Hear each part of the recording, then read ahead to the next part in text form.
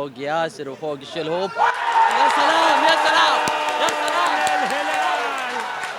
الهلال يعمل كل شيء في دقائق الشوط الثاني.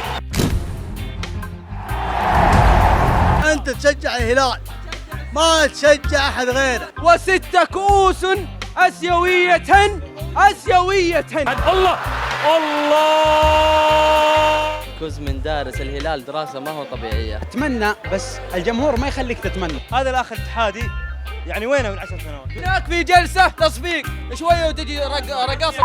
أنا صراحة ما شفته بس خلني أشوفها بالإعادة. لاحظ الكرات الخطيرة. جول. هو ما جحفلنا. هو اللي جاب الهدف اسمه ايش؟ اسمه ايه؟ بعد المباراة تحدي فوز الأهلي الإماراتي لجروب لمة حبايب. أنا أعتبر الهلال فايز بآسيا السنة اللي راح. جولتس عرضية خطيرة وفرصة.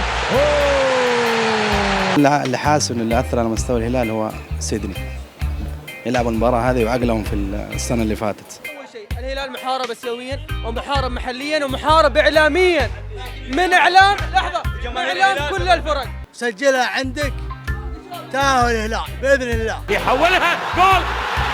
جول.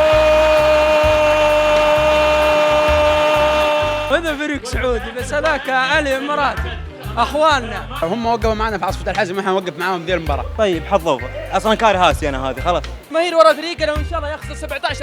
لا اسمه جحفلي شي كونغو.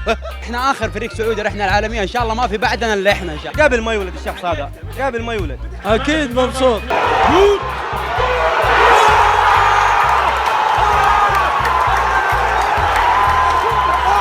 إذا خسر الهلال بيفرح جمهور النصر، جمهور الاتحاد بيفرح جمهور الدرجة الأولى، بيفرح جمهور الدرجة الأولى. ليه عايزيني أنا ومش شايف.